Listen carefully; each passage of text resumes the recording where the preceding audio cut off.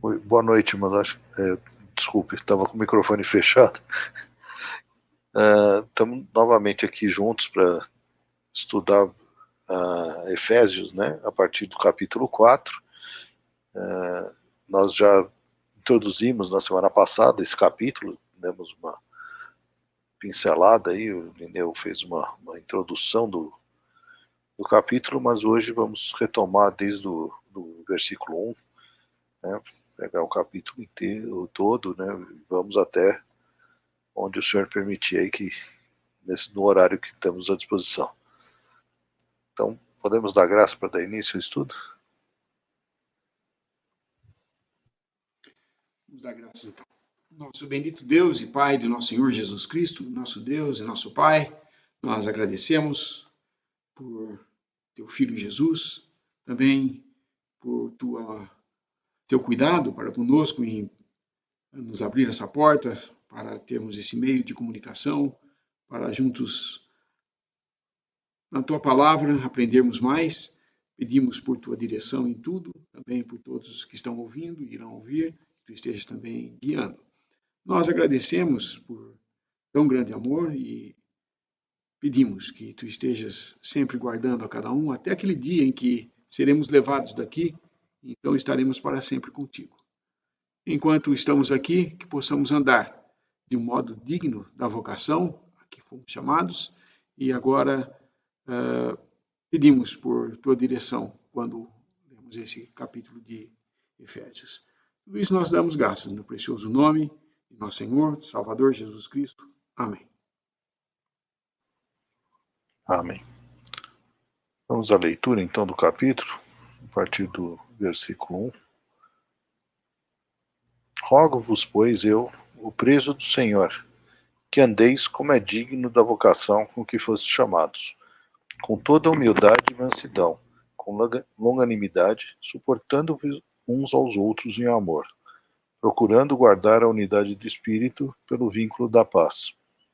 Há um só corpo e um só Espírito, como também fostes chamados em uma só esperança da vossa vocação. Um só Senhor, uma só fé, um só batismo, um só Deus e Pai de todos, o qual é sobre todos, e por todos e em todos. Mas a graça foi dada a cada um de nós segundo a medida do dom de Cristo. Pelo que diz, subindo ao alto, levou cativo o cativeiro, e deu dons aos homens. Ora, isto ele subiu, que é, senão que também antes tinha descido às partes mais baixas da terra? Aquele que desceu é também o mesmo que subiu acima de todos os céus, para cumprir todas as coisas. E ele mesmo deu uns para apóstolos e outros para profetas, outros para evangelistas, outros para pastores e doutores, querendo o aperfeiçoamento dos santos, para a obra do ministério, para a edificação do corpo de Cristo, até que todos cheguemos à unidade da fé e ao conhecimento do Filho de Deus, a varão perfeito, à medida da estatura completa de Cristo, para que não sejamos mais meninos inconstantes, levados em roda por todo o vento de doutrina, pelo engano dos homens, que com astúcia enganam fraudulosamente. Antes, seguindo a verdade em caridade, cresçamos em tudo naquele que é a cabeça, Cristo, do qual todo o corpo, bem ajustado e ligado pelo auxílio de todas as juntas, segundo a justa operação de cada parte, faz o aumento do corpo, para a sua edificação em amor.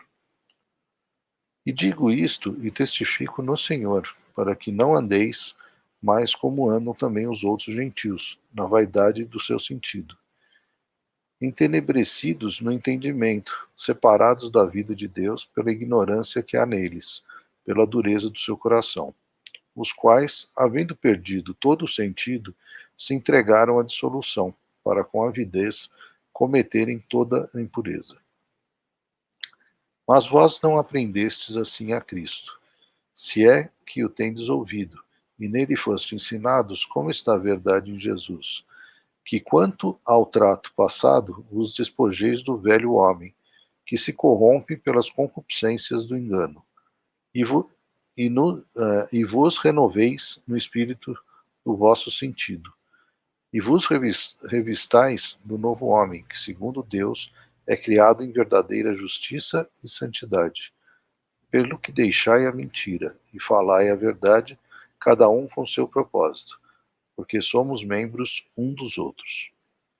Irai-vos e não pequeis, não se ponha o sol sobre a vossa ira. Não deis lugar ao diabo. Aquele que furtava, não furte mais, antes trabalhe, fazendo com as mãos o que é bom, para que tenha que repartir com o que tiver necessidade. Não saia da vossa boca nenhuma palavra torpe, mas só a que for boa para promover a edificação, para que dê graça aos que a ouvem.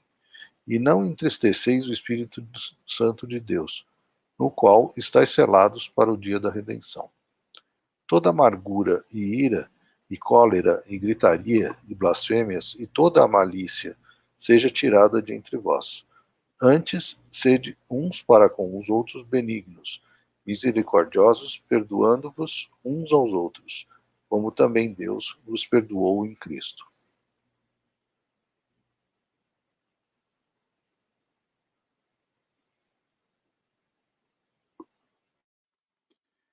Nós chegamos a projetar aquelas 3 esferas, né, Haroldo?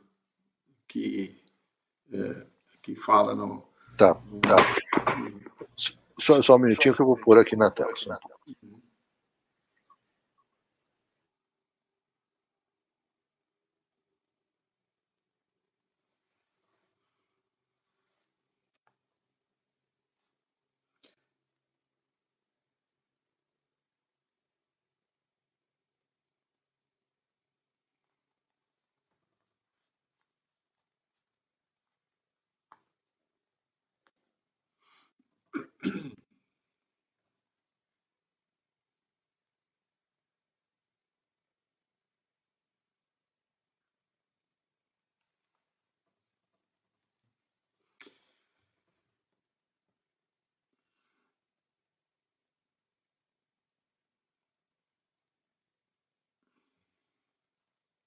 Esse versículo 1, nós vemos que Paulo roga, ele fala, rogo-vos, pois eu, o preso do Senhor, que andeis, como é digno da vocação com que fostes chamados. Aqui ele fala o desejo de Deus de que nós andemos de acordo com o chamado que tivemos. E isso ele vai mostrar nas 3 esferas que nós vemos nesse desenho, né? nesse esquema. Aquela mais branquinha no centro, né? Que é a esfera central, que diz respeito a um só corpo, um só espírito, uma só esperança, que fala no versículo 4, né? Depois tem uma esfera intermediária, o cinza mais clarinho, que é um só Senhor, uma só fé e um só batismo, e depois a esfera mais externa, que é um só Deus e Pai de todos, o qual é sobre todos e por todos, e em nós todos. E o desejo de Deus é que nós andemos nessas esferas, de acordo com as esferas de atuação de nós como pessoas nesse mundo. A esfera central é restrita àqueles que são verdadeiros crentes. E ele vai instruir-nos como devemos andar nessa esfera a qual somos introduzidas pelo selo do Espírito Santo. Quando cremos no Evangelho da nossa salvação, nós somos colocados nessa esfera central.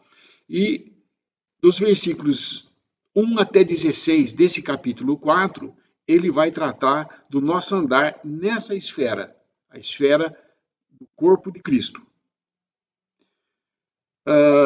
Mais à frente, nós vamos ver depois, a partir do versículos 17 até o capítulo 5, 21, ele vai falar do nosso andar na esfera chamada a esfera da profissão cristã, que inclui o corpo de Cristo e todos aqueles que professam ser cristãos também.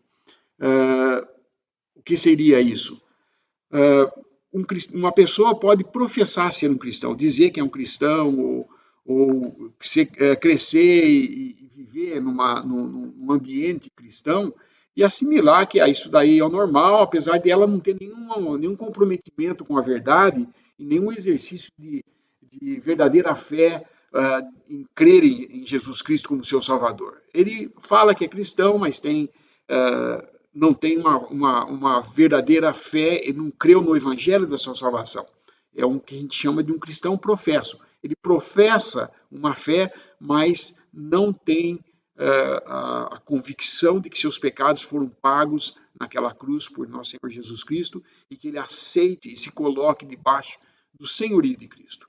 E a esfera mais externa é a esfera onde inclui todas as pessoas. Nessa esfera central que eu falei do um só Senhor, uma só fé e um só batismo, a entrada a essa esfera é por meio do batismo. Então, todo mundo que é batizado em nome do Pai, do Filho e do Espírito Santo é incluído em toda essa esfera aí. E, finalmente, nós temos a esfera mais externa, que agora, então, é envolvido todos, que diz mais respeito ao que nós vemos na esfera doméstica do nosso andar. Por que doméstica? Não diz respeito nem à profissão do que nós cremos, e nem diz respeito àquilo que pertencemos, um só corpo, a Igreja de Cristo. Mas está falando no nosso dia a dia, quer seja como família, pai, marido e mulher, filho e filhas, ou servos e patrão. Então, é uma esfera em que envolve você lá no mundo, andando, interagindo com outras pessoas. Mas nós vamos nos deter hoje, acho que só na primeira esfera, porque é a que vai do versículos 1 até 16. Essa esfera diz respeito àqueles que são membros do corpo de Cristo. Um só corpo, um só espírito, uma só esperança. Essa área restrita que a gente chama porque o meio de entrar nela só é por meio de fé. Não tem jeito de eu incluir alguém nessa esfera. O que não acontece nas outras esferas. Nas outras esferas, por exemplo, se eu batizo alguém, eu introduzo essa pessoa na esfera da profissão cristã. Mas ela pode não crer em nada, ela apenas aceitou ser batizada. Ela se identificou com o cristianismo, mas ela não é uma verdadeira cristã ainda. Mas no corpo de Cristo é individual, é a pessoa crendo no Evangelho, é selada com o Espírito Santo e faz parte de um só corpo. E é nessa esfera, então, que nós vamos falar agora. Esse modo de andar digno da vocação que Paulo fala no versículo 1, é aquilo que ele explicou nos 3 primeiros versículos, né? No capítulos, aliás, em que ele estava dando as bases doutrinais do que é você ser escolhido antes da fundação do mundo. E o propósito de Deus em eleger e predestinar o homem. Então, quando nós agora entendemos que temos que andar do modo digno da vocação, ou seja, daquilo para que fomos chamados, ele está falando de andarmos demonstrando que somos membros do corpo de Cristo. Somos uma unidade, não só uma união. Hoje nós vemos o mundo cristão batendo muito na tecla de esquecer as diferenças, fazer uma paz entre nós e tudo mais. Mas nós vemos que esse não é o propósito de Deus.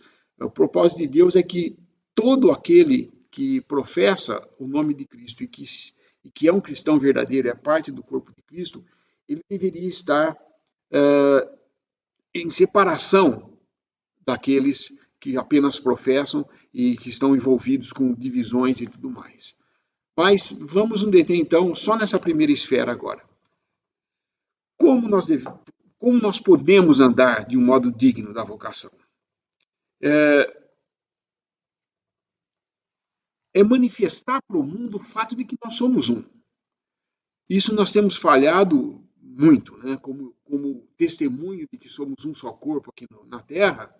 Hoje o mundo olha e fala, como vocês falam que são um só? Tem tantas denominações, tantos nomes, tantas religiões que falam que são cristãs, e cada uma reivindicando de que ela é a verdadeira e as outras são falsas, e algumas chegando até a fazer a prática de, se você vem para cá, para a minha denominação, você tem que ser batizado de novo, porque é o batismo da minha denominação que vale, o das outras não vale. Isso daí demonstra claramente que o batismo, que é uma coisa que é apenas a identificação com a cristandade, eles estão dizendo que o resto não é cristão, só quem batiza comigo aqui que é cristão. E isso, então, vai falar contra essa unidade, porque está falando, vocês estão divididos. Se eu falando que sou cristão, começo a reunir lá, ele fala, não, você tem que ser batizado aqui, porque se você não batizar aqui, você não é cristão, eu estou excluindo o resto. É só eu que sou cristão. E isso a palavra nos ensina. Porém, unidade é uma coisa que se expressa na prática quando estamos reunidos a esse nome. Demonstrar ou mostrar na prática que somos membros do corpo de Cristo é andar como membros cujo centro e senhorio é o Senhor Jesus Cristo. É por isso que Paulo fala aqui, rogo-vos, pois eu, o preso, a melhor versão não é do Senhor, mas no Senhor. Rogo-vos, pois eu, o preso no Senhor. No capítulo 1, 2 e 3, fala-se mais de estar em Cristo. Ele fala, a ênfase é em Cristo, mas nos capítulos agora 4 em diante, que fala do nosso andar, ele fala do Senhor, no Senhor. Estamos no Senhor. E Paulo fala, prisioneiro no Senhor. Porque o prisioneiro no Senhor é aquele que está... Paulo estava preso e ele reconhecia que ele não era um preso de Nero, mas ele estava preso ali porque ele estava debaixo do senhorio de Cristo. E Cristo tinha do senhorio do Senhor Jesus Cristo. Então ele chama ele de Senhor. Eu estou debaixo de um Senhor. Ele está como cabeça e eu sou membro desse corpo. Então isso é o senhorio de Cristo.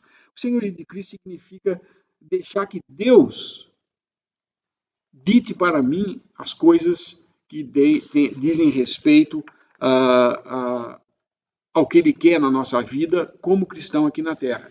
É dependermos de Deus em todas as coisas, em todos os detalhes. Né? E como nós fazemos isso? O versículo 2 fala, com toda humildade e mansidão, com longanimidade, suportando-vos uns aos outros em amor. 4 coisas fala aqui: humildade, mansidão, longanimidade e suportando-vos uns aos outros. A humildade, ela é o ego inativo. Não deixar o ego se manifestar. Você pôr o seu ego lá embaixo. Inativo, totalmente inativo. Mansidão é você dar lugar aos outros. Permitir que outros tenham parte no negócio. É você permitir, dar abertura para os outros. É muito importante nós entendermos esses termos que são usados, porque eles nos indicam várias coisas. Né? Quando Paulo fala assim, com toda humildade e mansidão, humildade e mansidão tem diferença? Tem diferença. Humildade diz respeito ao nosso ego ficar para baixo, ou seja, diz respeito a eu não me ofender quando eu estou tratando com alguém que é meio ofensivo. Se alguém que não é muito manso, eu tenho que ter humildade para colocar o meu ego lá embaixo e não falar, o que esse cara pensa? Eu sou melhor do que ele, como é que ele pode estar falando isso? Como é que ele pode estar sendo tão agressivo e não sei o quê? E começar a levantar o meu ego e começar a haver discussão. A mansidão, como eu disse, que é dar lugar aos outros, ela é, quando nós vamos interagir, nós não ofendermos com aquilo que a pessoa agride a gente. Então, na humildade, o ego está inativo e eu não me ofendo com o que eles dizem. Na mansidão, eu dou lugar aos outros e, ao interagir com outros, eu não ofendo essas pessoas. É eu não ofender eles também. Essas duas coisas, humildade e mansidão, diz respeito ao que eu tenho que fazer. Na humildade, eu não posso me exaltar, o meu ego não pode prevalecer, eu tenho que considerar o outro superior a mim mesmo, e a mansidão eu não procurar não ofender também ele, assim como ele está me ofendendo, eu não vou ofender ele. Ele tem a humildade suficiente para não deixar meu ego falar mais alto, e eu tenho a mansidão de não ofender ele, porque por qualquer razão eu me acho superior a ele, ou qualquer coisa assim. Basicamente, diz respeito a essas coisas. Quando se fala de longanimidade e suportando-vos uns aos outros, ele está falando agora de exercitar paciência na presença de alguém que está com a deficiência de comunicação ou de viver junto, né? É ter paciência. Longanimidade é você ter paciência com aquela pessoa que às vezes necessita que você exercite essa paciência. Aquela pessoa que dá nos seus nervos, né? Todos nós sabemos o que é. Aquele que fica pisando no seu calo, aquele que te perturba, a presença dele às vezes te mexe em alguma coisa em você. Nós temos que ter, além de humildade e mansidão, a longanimidade. Aguarda, espera que o tempo vai passar, ele vai aprender, vai melhorar as coisas. Mas não conflitar. Suportar uns aos outros é ignorar totalmente a ofensa que o outro está fazendo para você. Então, esse versículo basicamente está nos mostrando como devemos agir, como nós devemos agir para com o outro, não se ofendendo e não ofendendo. E também como nós temos que agir, não levando ou exercitando a nossa paciência e longanimidade, né, e suportando-vos aos outros, é você dar tempo ao tempo e saber que ignorando aquelas ofensas, Deus vai cuidar de tudo e no final todos vamos poder andar juntos. Nós vemos, só pelo que eu falei, que a maioria de todas as divisões, ou a quantidade de divisões que temos, é fruto do ego, da falta de mansidão, agressividade, não ter longanimidade, ser pavio curto, e não ter um pingo de paciência com seus irmãos. Então, essas coisas são faladas aqui, como nós devemos, então, andar de um modo digno. Humildade, mansidão, longanimidade, suportando-nos uns aos outros. E aí ele vai falar da terceira coisa, o terceiro versículo que fala, procurando guardar a unidade do Espírito pelo vínculo da paz. É aí que a coisa começa a pegar, porque hoje o mundo tem pensado que a paz é a palavra mais importante aqui. Vamos fazer a paz, irmãos. Nós estamos tudo dividido, vamos juntar tudo, esquecer, vamos fazer um ecumenismo. Esquece. O que a palavra está dizendo aqui é de guardar a unidade do Espírito pelo vínculo da paz. Isso não quer dizer de modo algum que eu tenho que sacrificar a verdade para manter uma unidade. Não se faz unidade do Espírito passando por cima da verdade. A paz é o vínculo para se guardar a unidade do Espírito. Mas passar por cima da verdade não é. Eu não posso, em prol da paz, esquecer da verdade. Falar, não precisa. Ele está falando que Jesus não é Deus, não tem problema. Mas se ele fala que ele crê em Deus, tá bom assim. Não está bom. Eu devo exortar essa pessoa a não fico com ela, se ela está negando a divindade de Cristo, por exemplo, não tem nada a ver com essa pessoa. E se ele ainda fala que isso é cristianismo, é porque ele tem uma ideia de cristianismo totalmente errada. Porém, preservar a unidade do Espírito é o que Deus pede para nós fazermos. Notem que não é dito para nós preservarmos a unidade do corpo. Isso é obra de Deus. A unidade do corpo, há um só corpo, é Deus que faz isso. Porque, como é mantida a unidade do corpo? Porque é por meio da fé. Quando eu creio, eu sou selado com o Espírito Santo. O que nos torna um só corpo é que há um só Espírito. E fomos chamados em uma só esperança da nossa vocação. Então, essa esfera central, um só corpo, um só Espírito, uma só esperança da vocação, Deus mantém isso. Mas a unidade do Espírito, que é a liberdade do Espírito de, nessa esfera da igreja, poder ter livre livre acesso ou liberdade de usar os dons que Deus dá à igreja conforme apraz ao Espírito, conforme agrada o Espírito Santo, se não tiver essa liberdade, então há uma ruptura no negócio. Essa unidade do Espírito, que ele fala aqui, a unidade do Espírito no vínculo da paz que ele se refere aqui, não é uma paz, então, a qualquer custo. É uma paz que é feita de tendo Cristo no seu lugar legítimo como nosso Senhor. É preservar o nome de Cristo e não dividir colocando eu sou desse ou daquele, eu sou isso, eu sou aquilo.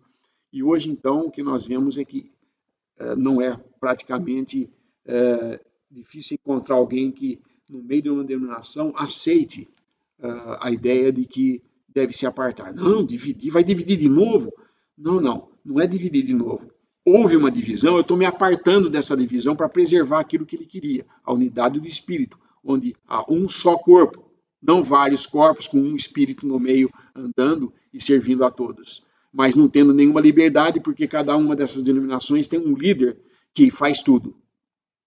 Vocês podem dizer, mas ele é o dom. Sim, mas nunca se vê na palavra de Deus que há um dom só na igreja que faz tudo. Ele dá dons aos homens. Cada assembleia, ou cada localidade onde essa unidade é expressada, por meio de estar reunidos ao nome do Senhor e partindo o pão em nome do Senhor, ali como 2 ou 3 reunidos ao seu nome, só ali há liberdade. E o Espírito Santo pode agir usando a quem ele quer ali, nos dons que cada um deles tem prontos para serem usados. Mas não dizer que agora, porque um irmão ali ensina muito bem, ele passa a ser o pastor, como dizem, né? Pastor, ministro, e aí dão vários nomes, cada denominação tem um nome.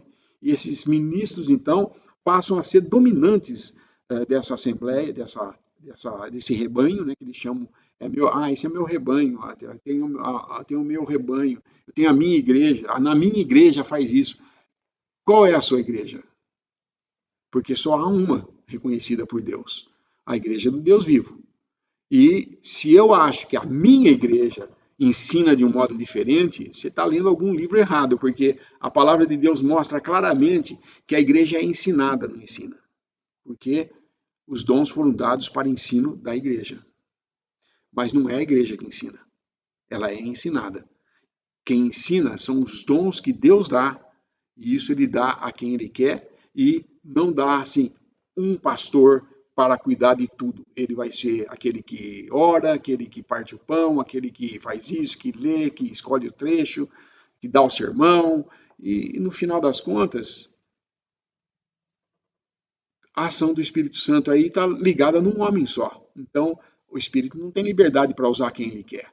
Talvez ali exista algum irmão que tem alguma coisa que poderia falar, mas ele não pode porque ele não foi ordenado por uma instituição religiosa que lhe deu autoridade para ser aquilo que ele é, está dizendo que é um pastor ou qualquer coisa assim.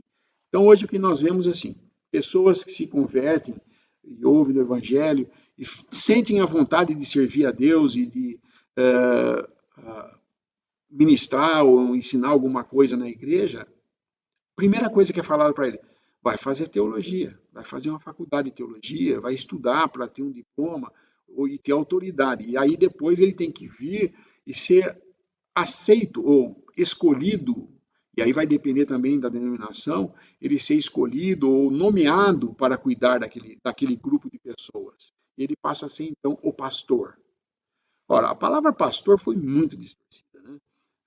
Nas Escrituras. Não é isso realmente o que a palavra nos ensina. O pastor, na verdade, o dom de pastor é aquele que cuida das necessidades do rebanho, vai visitar aquele que está mais fraco, encorajar, porque hoje a ideia que se tem de pastor é aquele que prega, o que prega o evangelho, o que interpreta ou ensina as escrituras, lê um trecho, fala sobre ele, dá o sermão dele, é isso que a gente entende no pastor.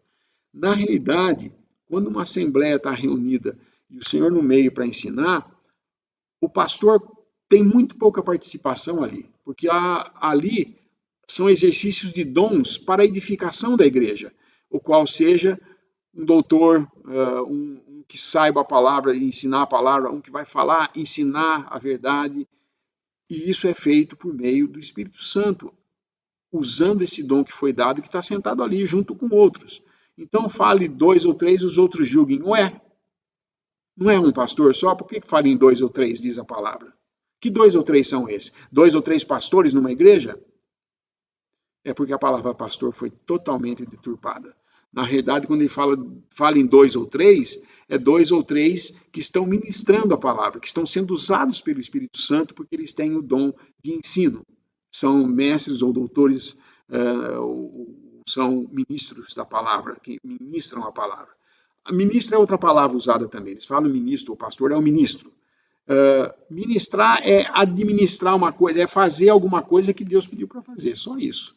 Eu posso ministrar a palavra, eu posso ministrar alimentos, vejo que tem necessidade na assembleia, e então vai lá, junta tal alimento e leva para a pessoa. Eu estou ministrando para ela dos meus bens. Isso é ministrar. Então a gente tem a ideia de que ministrar é só falar a palavra, ensinar a palavra. Não, ministrar é fazer alguma tarefa para Deus, dirigido pelo Espírito Santo, para a ajuda dos irmãos, dos membros do corpo de Cristo.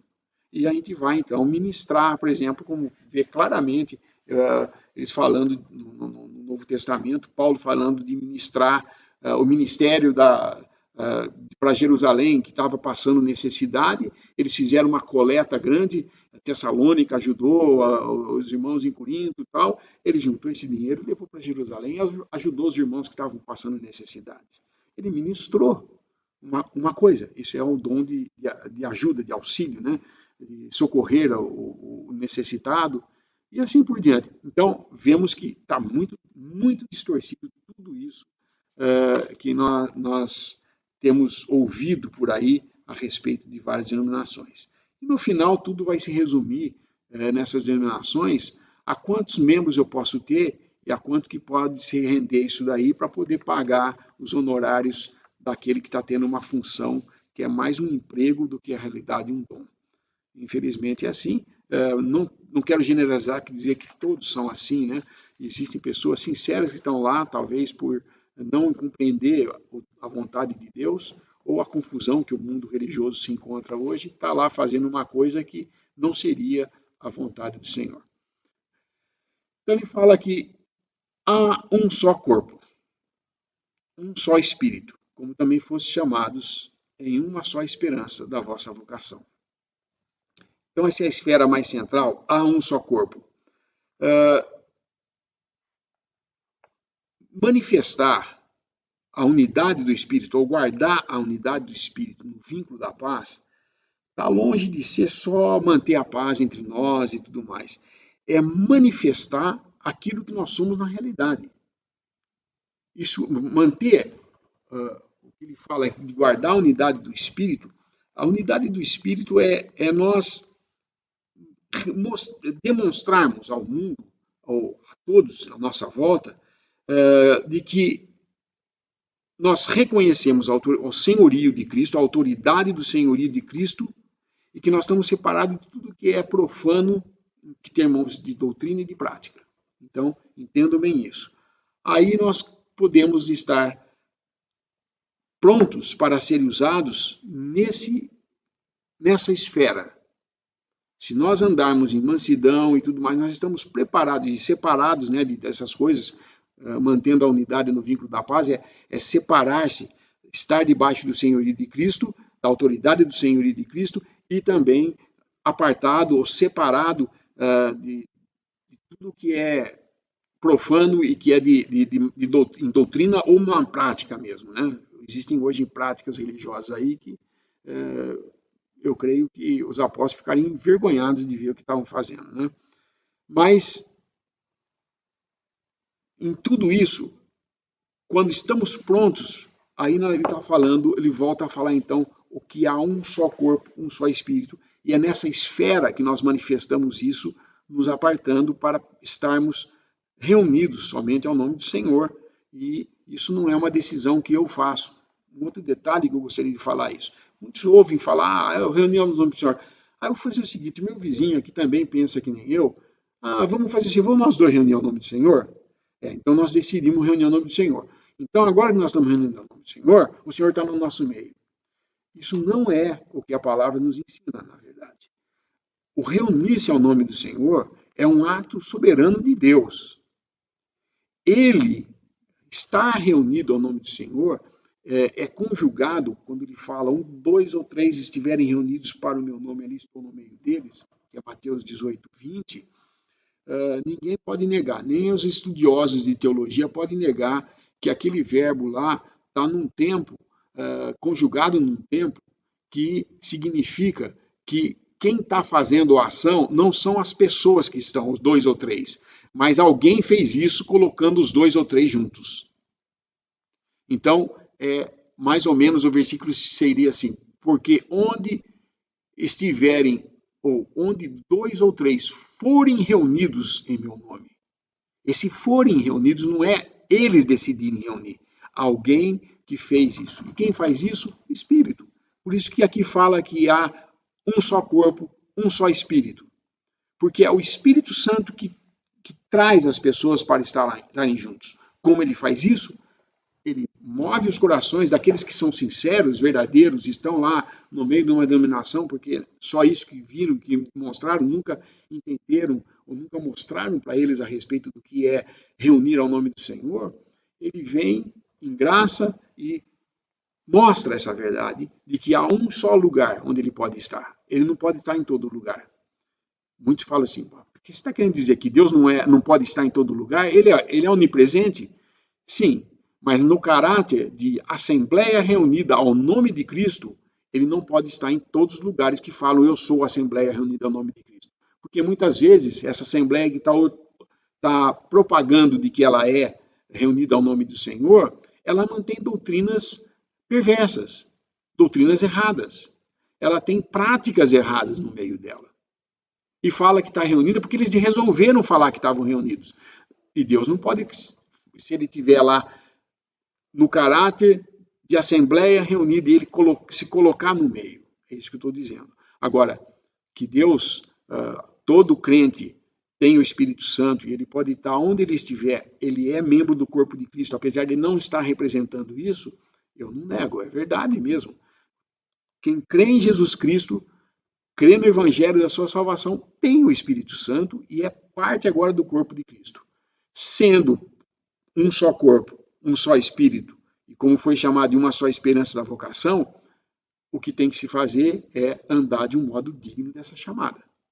Então eu estaria andando de um modo digno, dizendo, eu sou de Paulo. Não, eu sou de Pedro. Eu sou de Apolo. Não, eu sou de Cristo. O que significa isso? Que é o que Paulo trata em 1 Coríntios. Em 1 Coríntios ele fala, eu queria escrever para vocês, mas não pude escrever como a espirituais, porque sois carnais, porque estão divididos. Quando o homem está dividido em outros nomes que não é o de Cristo, ele está simplesmente falando para Deus, olha, não é o seu nome, eu estou ao nome de alguém mais. Ele coloca alguma coisa a mais. Mas tem aqueles que falavam eu sou de Cristo. Esse é o pior tipo de divisão, porque quando ele fala só eu sou de Cristo, ou eu e os que estão comigo, o resto não é impossível ser, é só quem é batizado aqui que é, eu estou excluindo todo o verdadeiro cristão que possa estar lá espalhado. Então, é muito importante nós entendermos o que é um só corpo, um só espírito e uma só esperança da vocação. Qual é a esperança nossa, do nosso chamado? De manifestar aqui na Terra a unidade do corpo de Cristo. Esse é o caminho do cristão verdadeiro. Ele deve estar buscando guardar a unidade do Espírito no vínculo da paz, mas manifestar ao mundo a unidade do corpo de Cristo. Não estou dizendo que eu estou fazendo ou guardando a unidade do corpo, mas eu estou manifestando que eu reconheço que nos propósitos de Deus, no propósito de Deus é um só corpo e um só Espírito. E todo aquele que entende isso e que vê que Deus quer que nós manifestemos isso, aparte-se da iniquidade, venha e busque estar com aqueles com um coração puro e invoca o nome do Senhor. Isso tem a ver com esse remanescente, né, que no final acaba sendo o lugar de cada dia menos, né? Cada dia menos pessoas vão se congregando somente ao nome do Senhor por várias razões, né? Algumas pessoais, outras razões de ego, como ele mostra claramente no começo do versículo. Se eu já começo a me ofender com o que falam, ou ofendo todo mundo na Assembleia, não tenho nenhum pouco de paciência, não suporto meus irmãos em amor, eu vou causar uma divisão. Porque ficar ali, eu vou causar tanto transtorno que chega uma hora, ou você não aguenta ficar lá, ou eles não te aguentam. E você acaba discordando, e aí você tem a brilhante ideia de falar, bom, então já que eu sou, aí vem o ego, né? Eu sou o correto aqui, eu vou sair, e quem quiser me seguir, vem comigo, e nós vamos ser o certo, eles são o errado. Pronto, acabou. Nós somos agora, estamos reunidos aqui, e aí ele põe um nome. Nós somos os santos da igreja renovada, dos santos não sei do quê. Espera um pouco. E o nome de Cristo, como é que fica nessa? Então, estar manifestando a unidade do corpo, nós fazemos isso quando reunidos, representando naquele pão, nós fazemos aquilo que o Senhor pediu que fizéssemos. Fazer isso em memória de mim. Todas as vezes que comerdes esse pão e beberdes esse cálice, anunciais a morte do Senhor até que ele venha. E, embora muitos, somos um só pão. O que eu quero dizer com isso? Vocês lembram no Velho Testamento? Israel era representado dentro do santuário, uma mesa com os pães da proposição. 12 pães. Cada pão, uma tribo. Quando Jeroboão veio e criou 2 centros novos de adoração, o pecado da divisão, 10 tribos saíram e 2 ficaram em Jerusalém. O que aconteceu depois disso? A mesa com os pães da proposição continuaram com 12 pães. Mas cadê os outros 10? Foram para Jeroboão. Foram lá reunir, adorar o bezerro de ouro que ele fez, um para cada centro, ele fez 2 centros de adoração, e foram adorar lá. Estão adorando, falam que é do Deus que tirou eles do Egito.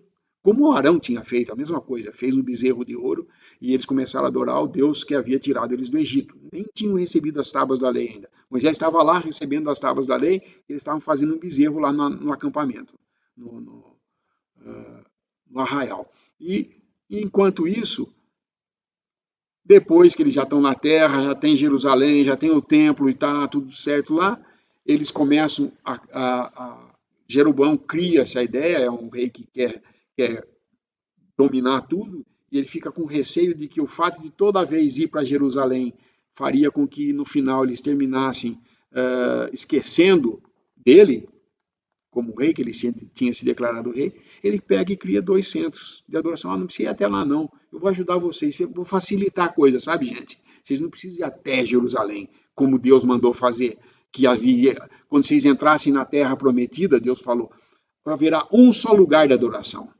O lugar que eu escolher, ali vocês devem estar. E o que o povo fez? Ah, não, tem mais 2 centros aqui, pode vir aqui, que aqui também se adora. Aqui também se adora. Deus está aqui também. Até fizeram um bezerro para dizer, esses são os deuses que nos tirou. Veja como é que fica a coisa, porque começa a se distanciar do que Deus tinha falado na lei.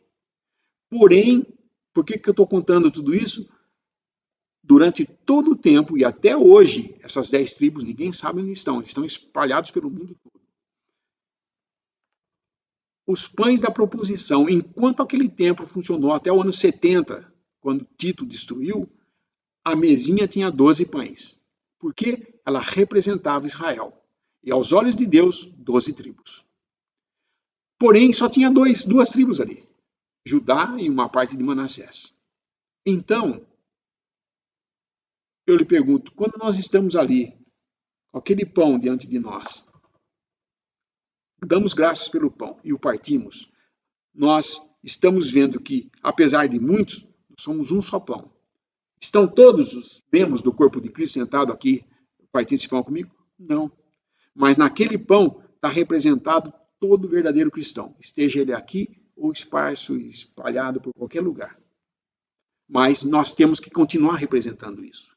E cada vez vai diminuindo mais o número de pessoas, porque cada vez o inimigo tem desviado, tem trazido doutrinas más, e é o que a palavra, se alguém tiver o cuidado de ler as cartas de Timóteo, vai ver que é isso que vai acontecer.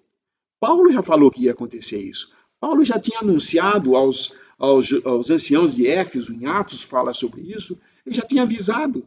Olha, eu vou sair, vou embora agora, vocês não vão me ver mais, mas o dia que eu for embora, vai entrar lobos aqui para devorar, e no meio de vós vai surgir homens que heréticos, hereges, né? Homens que querem dividir, que vão tentar ganhar seguidores. E é exatamente o que aconteceu. E mais à frente, quando Paulo escreve, então, nas cartas a Timóteo, por exemplo, ele fala que nos últimos tempos viriam homens enganadores, amantes de si mesmo, julgando que a fé era uma boa fonte de lucro. Só falar isso você já entende o que eu estou falando, né? A fé como uma fonte de lucro, ou seja, usar da fé das pessoas para ganhar dinheiro, tá? Eu não preciso falar mais nada, né? Então, está escrito na palavra que ia ser isso que ia acontecer. Nunca você vê uma palavra falando de que a igreja vai ser restaurada àquele poder que ela tinha no princípio. Mas, ao contrário, vai se definhando por causa do homem, hein? Não por causa de Deus. O homem vai se decaindo até ficar um remanescente que Deus trata. E eu digo isso porque Israel, quando saiu do Egito, eram 1,5 milhão de pessoas a 2 milhões, mais ou menos, se acredita, que saíram de lá. 40 anos andando no deserto, quando entram finalmente entram na terra, é separado lá, dividido as tribos, cada um tem o seu lugar, e era uma nação que foi crescendo. Quando o Senhor, seu Messias, o Senhor Jesus veio aqui, quantos estavam esperando o Senhor Jesus? Leia os começos do Evangelho, vocês vão ver quantas pessoas tinham. Era um ou outro. Era um pouquinho de gente ali que se aglomerou ali e disse, o Messias chegou e foi recebê-lo. O resto, não queremos que reine sobre nós. Caia sobre nós e sobre nossos filhos o sangue desse homem. Então, nós sabemos que tudo o que é dado para o homem, com o tempo ele vai modificando, vai adulterando, vai modificando, dividindo, e quando o Senhor tem então que parar de tratar com o todo e começar a tratar com o remanescente. É o que ele faz hoje. Então, hoje que nós temos alguns que fazem isso, que reúnem em separação do mal, da má doutrina, da má prática que se tem na cristandade, e reúnem somente ao nome do Senhor, sem que tenha um cabeça que seja o clero e o resto o leigo, mas em que o Senhor pode ter a liberdade de usar, e ainda que em toda fraqueza, como diz em Apocalipse 3, né, que fala na igreja de Éfeso, que ele escreve para Filadélfia, que é fraca, mas não negou o seu nome. Então, a nossa posição hoje, como cristão, é nos apartar do mal, nos santificar para Deus, para sermos um vaso de uso do seu possuidor. Então, nessa esfera, guardar a unidade do Espírito no vínculo da paz, a um só corpo, um só Espírito, como também fosse chamados em uma só esperança da vossa vocação. A esfera do um só Senhor, uma só fé e um só batismo, ela, como nós vimos, a esfera intermediária, onde todo aquele que é batizado se identifica com Cristo em sua morte e ressurreição, e então ele se diz, ele é um cristão, é dito para ele que ele é um cristão e ele passa a ser, então, um cristão. Se ele se identificar com o cristianismo, batismo não salva ninguém, porque ele fala que há um só Senhor, uma só fé e um só batismo. Batismo é um só, e fé também uma só que nós temos, a fé em nosso Senhor Jesus Cristo. Então, um só Senhor, nós temos fé nesse Senhor e batizamos, nos identificando com esse Senhor que um dia morreu e ressuscitou e agora está nos céus, como cabeça da igreja. Se eu tenho essa fé, eu sou um verdadeiro cristão, mas eu posso estar debaixo desse Senhor e dessa fé e desse batismo, mas apenas de boca. E o batismo não salva ninguém. Ele coloca você em identificação com o cristianismo, mas ele não diz que você é um verdadeiro cristão salvo eternamente. Você teria que crer em Jesus Cristo como seu Salvador, entender o que é Cristo Jesus, morreu por você, derramou seu sangue e agora você é membro do corpo de Cristo. Se você entende isso, se você recebeu a Cristo desse modo, você é um verdadeiro cristão. Aí você tem a obrigação de se apartar das falhas e dos erros dentro dessa esfera da profissão cristã. Né? E depois ele fala da última esfera. Um só Senhor, uma só fé, um só batismo. Essa esfera, um só Deus, um só Pai, versículo 6. Um só Deus e Pai de todos, o qual é sobre todos e por todos e em todos. Quando fala aqui que é um só Deus e Pai de todos, várias vezes já falei, muitos devem ter ouvido eu falar que não são todos que são filhos de Deus, somente aqueles que creem, que é o que a gente vê no Evangelho de João. Mas a todos quantos o receberam, deu-lhes o poder de serem feitos filhos de Deus. Porque antes nós éramos o quê? Criaturas de Deus. Quando alguém aqui no mundo nasce, quando eu vim ao mundo, eu vim como uma criação de Deus. Um homem, um ser humano que foi criado por Deus em Adão, porque todos nós somos descendentes de Adão, certo? Quando ele fala que é pai de todos, é pai na esfera da criação. Agora, quando nós falamos que Deus é nosso pai, no sentido que o Senhor Jesus falou para Maria Madalena, vai a teus irmãos e digo que subo para meu Pai e vosso Pai, meu Deus e vosso Deus.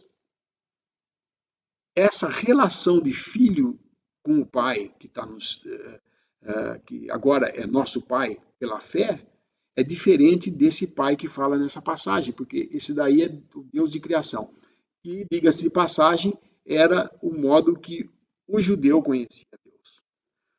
No Velho Testamento, não há nenhum versículo dizendo que Deus é o Pai, pai dos homens.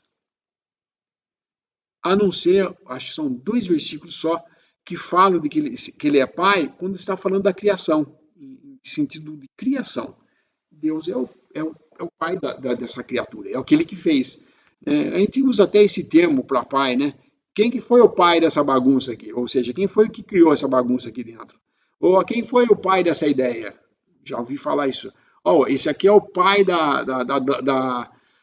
na área médica, por exemplo. Esse aqui é o pai dessa teoria, porque ele viu isso e criou isso daí. O pai dessa cirurgia é tal pessoa, o criador dela. Mas que ele tenha gerado como filho dele, isso é diferente. A geração como filho é por meio do novo nascimento e da fé e do selo do Espírito Santo. Aí ele é um filho de Deus mesmo. Mas aqui fala como pai de todos no sentido de criação. E por isso que fala um só Deus, pai de todos, o qual é sobre todos e por todos e em todos. E quando ele fala e em nós todos, ele, se olhar naquele esquema que tem uma setinha que joga para dentro do coisa. Ou seja, dentro de toda a esfera da humanidade, ele tira homens, dentre os judeus e gentios, para colocar no corpo de Cristo. Então, isso é o que fecha o círculo, né? As esferas de atuação dentro de cada uma delas. Então, você vê aqui que sai do lado aqui uma setinha, que é a tradução do Darby fala por todos e em nós todos. E esse em nós todos é a parte de quando ele nos chama dessa esfera maior, ele nos coloca no corpo de Cristo pela fé. E é o modo de entrarmos nessa esfera. Então, da onde ele tira o corpo de Cristo? Nós sabemos que nós lemos e aprendemos na carta, nos primeiros capítulos aqui de Efésios, é exatamente isso, de que Deus está salvando homens, tanto dentre os gentios como dentre os judeus, tirando dali para fazer uma nova coisa, que é o corpo de Cristo, a igreja de Deus aqui na terra. Isso é, então, tirado dos homens. Ele tira pessoas que agora já não são nem gentios, e aquele judeu não é mais judeu. Se ele crê em Cristo, ele agora é um filho de Deus. Ele é corpo de Cristo. Ele é a noiva de Cristo.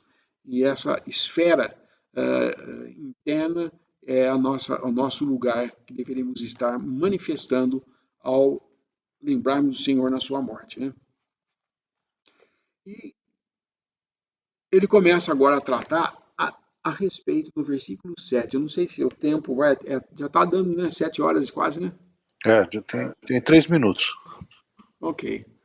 Então, talvez a gente pudesse tratar na próxima reunião a partir do versículo 7, que fala a respeito da graça e o dom de Cristo. Isso aí agora ele vai falar dos dons que são dados à igreja para a edificação da igreja.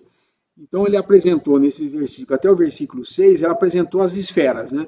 A partir do 7 até o 16, ele vai falar dentro da esfera central, que é o corpo de Cristo, um só corpo, um só espírito, um só batismo, né? Uma só esperança, aliás, como nós devemos andar aí, na unidade da fé, do conhecimento do Filho de Deus e tudo mais. Então, a gente poderia tratar isso a respeito do uso de dons, tudo, tratar isso na próxima reunião, se Deus permitir, né?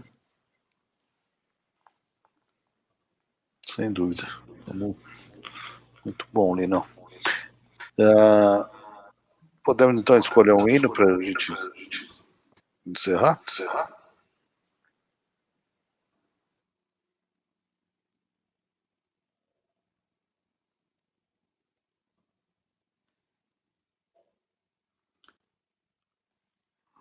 Quarenta e dois.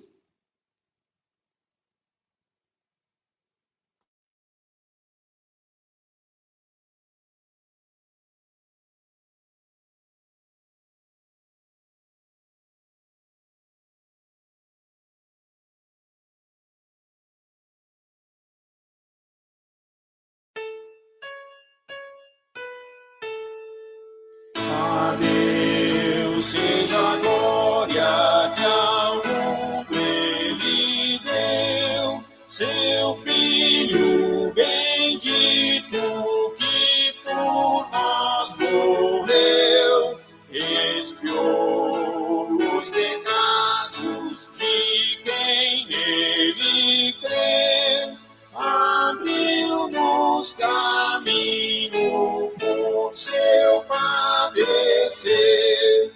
Glória a Deus, que de tal modo amou. Glória a Deus, que a seu Filho entregou.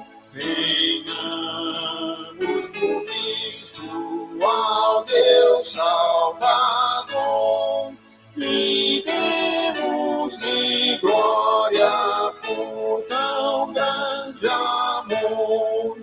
Ó graça infinita do Filho de Deus, ao mundo descendo da glória dos céus, a fim de remir com seu sangue na cruz e assim transportar-nos ao reino de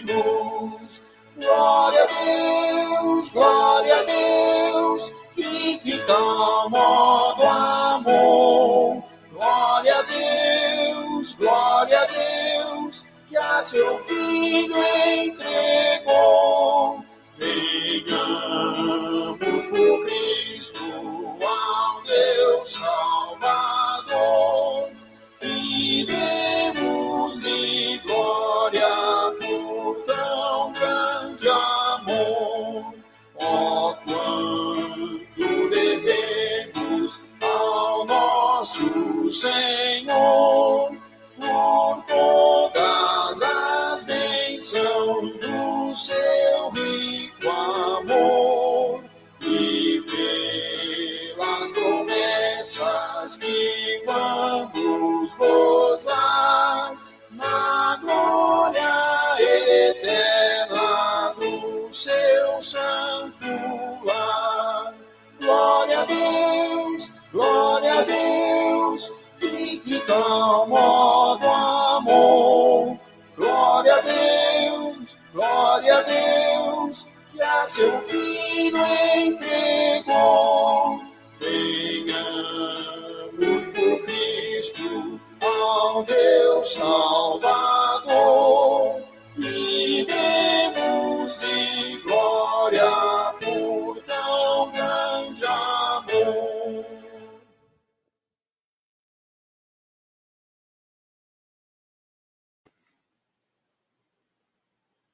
Então, boa noite, irmãos. Então podemos dar graça para encerrar? Nosso Deus, nosso Pai, graças te damos, Pai, por nosso Senhor Jesus Cristo. Agradecemos por mais essa noite, de termos esse privilégio de podermos ouvir mais da palavra de Deus, conhecer um pouco mais da pessoa de seu Filho e saber que nós temos tudo em nosso Senhor, que nos guarda, nos preserva de tudo e tem nos reservado, né, todas essas bênçãos celestiais. Te agradecemos, Pai, por tudo, pelo bendito e precioso nome de seu Filho, nosso Senhor e Salvador Jesus Cristo. Amém. Amém. Então, irmãos, boa noite. Boa noite. O Senhor permitindo, sexta-feira estamos aí.